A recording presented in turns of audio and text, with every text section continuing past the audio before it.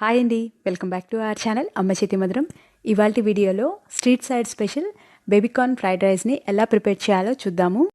బాస్మతి రైస్లో water add చేసుకుని దగ్గర ఉండి కలుపుకుంటూ కుక్ చేసుకునే పని లేకుండా ప్రెషర్ కుక్కర్లోనే కరెక్ట్ కొలతలతో వాటర్ యాడ్ చేసుకుని పొడి పొడిగా ఎలా కుక్ చేసుకోవాలి, క్రిస్పీగా బేబీకార్న్ 65ని ప్రిపేర్ చేసుకొని బేబీకార్న్ ఫ్రైడ్ రైస్ని ఎలా ప్రిపేర్ చేయాలో ఇవాల్టి వీడియోలో చూసేద్దాము.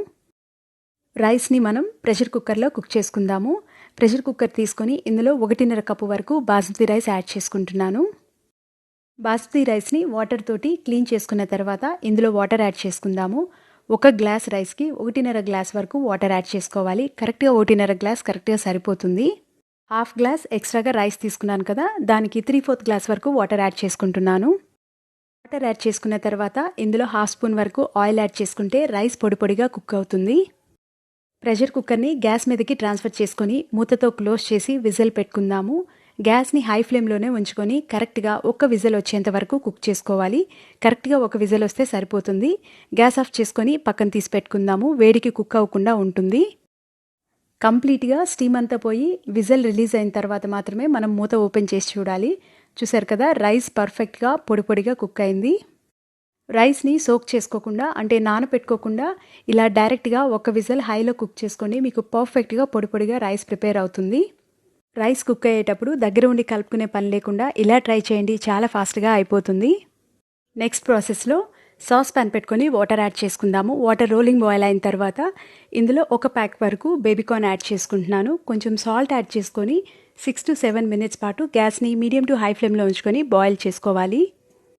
కంప్లీట్గా కాకుండా 40 to 50% వరకు బాయిల్ అయిన తర్వాత వీటిని వాటర్ నుంచి సెపరేట్ చేసుకుందాము.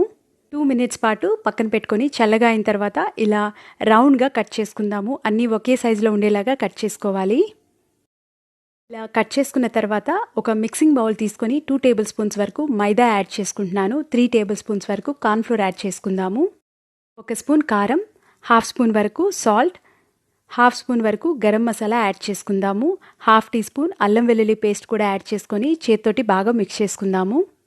చెక్ చేసుకుంటూ తగినంత వాటర్ యాడ్ చేసుకొని మనం బ్యాటర్ని ప్రిపేర్ చేసుకోవాలి. బజ్జీ పిండి బ్యాటర్ కంటే కొంచెం థిక్గా ఉండేలాగా బ్యాటర్ని ప్రిపేర్ చేసుకోవాలి. బేబీకార్న్ 65 మంచి కలర్ రావాలి అంటే కొంచెం ఫుడ్ కలర్ కూడా యాడ్ చేసుకోండి, ఇది ఆప్షనల్. బ్యాటర్ ప్రిపేర్ చేసుకున్న తర్వాత మనం కట్ చేసి పెట్టుకున్న బేబీకార్న్ కూడా యాడ్ చేసుకొని బాగా మిక్స్ చేసుకుందాము. బేబీకార్న్ పీసెస్ని అన్నీ ఒకే సైజులో కట్ చేసుకోండి, చాలా బాగుంటుంది. ఆయిల్లో డీప్ ఫ్రై చేసుకుందాము. ఆయిల్ వేడిగా అయిన తర్వాత గ్యాస్ని మీడియం ఫ్లేమ్లోకి టర్న్ చేసుకొని కొంచెం పొడి పొడిగా యాడ్ చేసుకోవాలి. అంటే అంటుకుని కాకుండా విడివిడిగా ఉండేలాగా యాడ్ చేసుకోవాలి. గ్యాస్ని మీడియం టు హై ఫ్లేమ్లోకి అడ్జస్ట్ చేసుకుంటూ ఒకవైపు లైట్గా ఫ్రై అయిన తర్వాత సెకండ్ సైడ్కి టర్న్ చేసుకోవాలి. ఫ్లేమ్ని అడ్జస్ట్ చేసుకుంటూ 2 వైపులా ఫ్రై చేసుకున్న తర్వాత ఆయిల్ నుంచి సెపరేట్ చేసుకుందాము. ఇక మెయిన్ ప్రాసెస్లోకి వెళ్ళిపోదాము. అడుగు మందంగా ఉన్న బౌల్ కానీ కుక్కర్ కానీ పెట్టుకొని ఇందులో 3 టేబుల్ స్పూన్స్ వరకు ఆయిల్ యాడ్ చేసుకుందాము. ఒక మీడియం సైజ్ ఆనియన్ని సన్నగా కట్ చేసినవి యాడ్ చేసుకుంటున్నాను. 2 టేబుల్ స్పూన్ వెల్లుల్లి సన్నగా కట్ చేసుకున్నవి, 1 టేబుల్ స్పూన్ అల్లం తురుము సన్నగా కట్ చేసుకున్నవి యాడ్ చేసుకొని లైట్గా ఫ్రై చేసుకున్న తర్వాత 2 టేబుల్ స్పూన్ వరకు క్యారెట్ పీసెస్ సన్నగా కట్ చేసుకున్నవి, 2 టేబుల్ స్పూన్ల వరకు క్యాప్సికమ్ పీసెస్ సన్నగా కట్ చేసుకున్నవి, పచ్చిమిర్చి సన్నగా కట్ చేసుకున్నవి రుచికి తగినంత అంటే మీ టేస్ట్కి తగ్గట్లుగా యాడ్ చేసుకొని వెజిటబుల్స్ అన్నీ కొంచెం సాఫ్ట్గా కుక్ అయ్యేంత వరకు మూతతో క్లోజ్ చేసి కుక్ చేసుకున్న తర్వాత వెజిటబుల్స్ అన్నీ కంప్లీట్గా కాకుండా కొంచెం సాఫ్ట్గా అయ్యేంత వరకు కుక్ అయినాయో లేదో చెక్ చేసుకున్న తర్వాత ఇందులో సాసెస్ యాడ్ చేసుకుందాము. 1 table spoon green chilli sauce add చేసుకుంటున్నాను. 1/2 table spoon soya sauce add చేసుకుంటున్నాను. నేను డార్క్ సోయా సాస్ యాడ్ చేసుకుంటున్నాను.